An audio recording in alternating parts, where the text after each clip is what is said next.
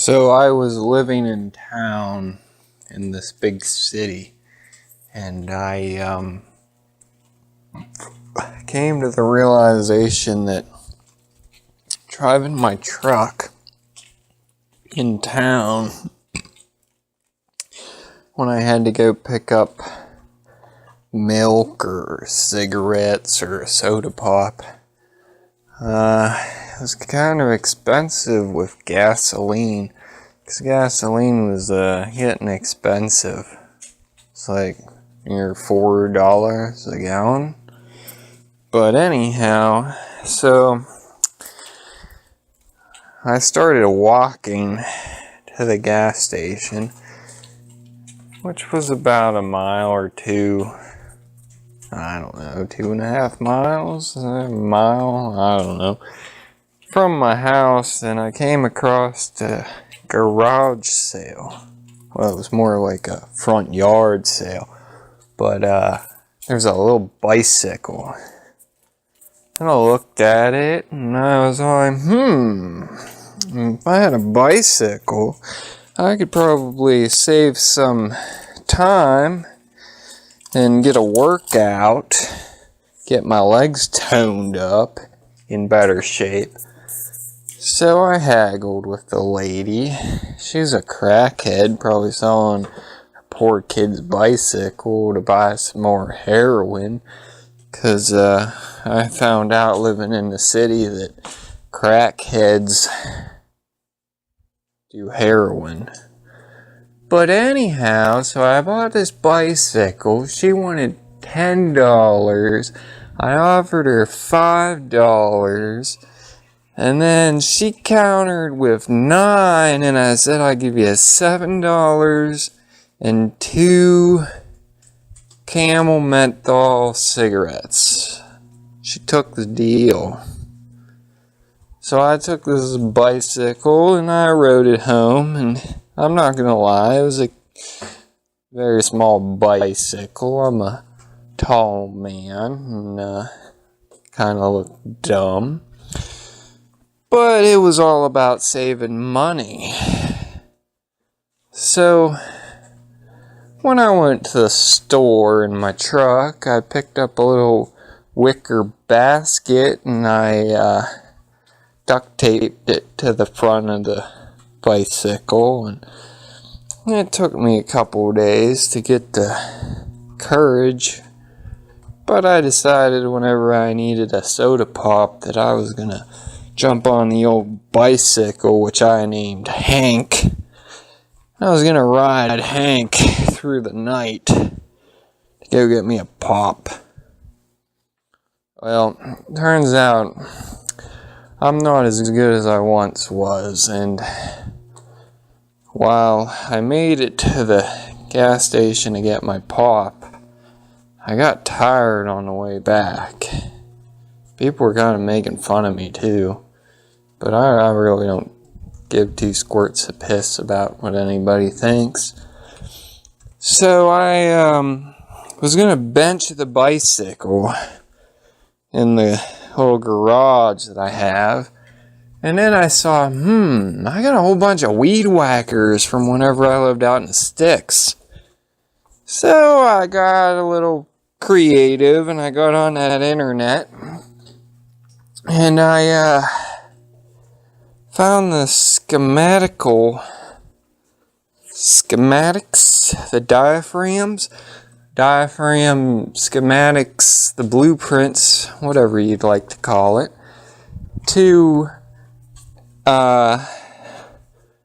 hook a weed whacker engine onto the bicycle. So I thought, this is a very interesting concept. So I went to the store the next day and I bought the necessary hardware requirements. And I'm not gonna lie, it took about a week after work, cussing and yelling, but I eventually got that weed whacker engine mounted on that bicycle. Had to replace the fuel line for that weed whacker because the weed whacker fuel line kind of disintegrated. I'm getting off topic here. But anyhow, so I got this thing going and I gave it a crank or a pull or whatever you want to call it. A couple pulls, primed it and pulled with the fuel mixture and it came to life. And the back wheel started going. And I was like, this is gonna make it easy. So, locked up the house, jumped on my new bicycle with the wicker basket on the front, and I went down the road, and I thought, I'm gonna celebrate. I'm gonna go and I'm gonna get me an ice cream sandwich. It's the best bike ride of my life. All these little kids came running up when they heard it. That engine was screaming, trying to push my weight, but it did. You know, I could pedal and it helped and it made it a lot easier. Little kids would come up and they'd be like, that is the coolest bicycle I've ever seen. I was like, yeah, see, you kids don't do that heroin and y'all could make yourself one of these. I'd even help you. I offered one kid, I think his name was Tyrell or Durrell or Duracell or, you know, these new kid names. And I said, I'll help you build one if you get yourself a bicycle and a weed whacker, and we'll build one together. Well, I never seen Duracell again after that, but who knows. So it was a cool bike trip, and I did take this bike out several times over a couple weeks, and then everything went down really quick,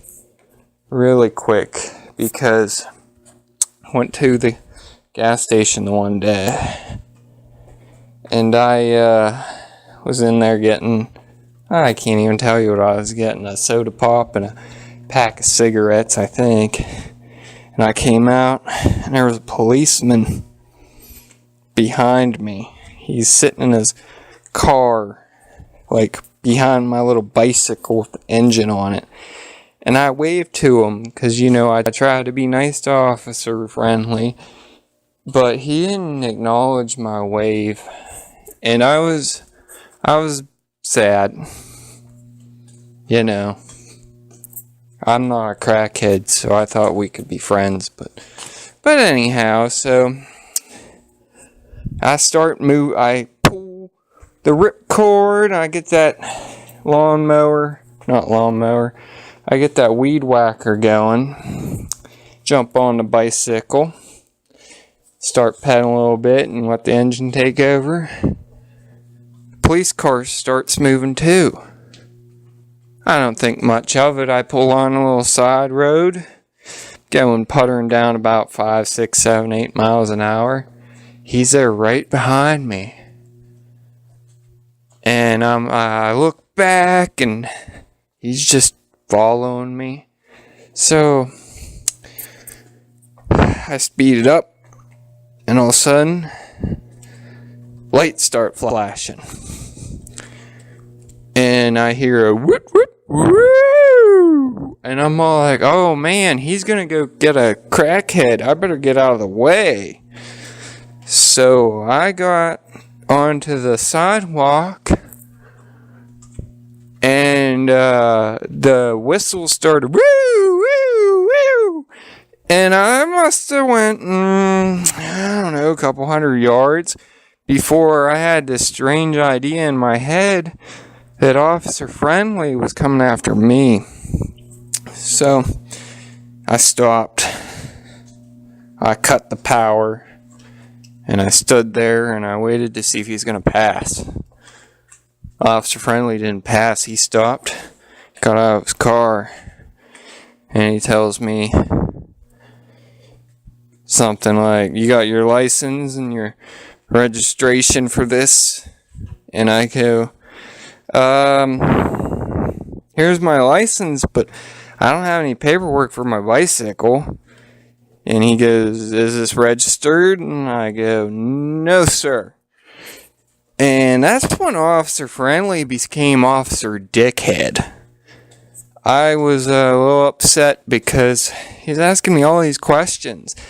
Apparently, like, you know, he was acting like this instead of a $7 bicycle with a 15-year-old weed whacker engine on it.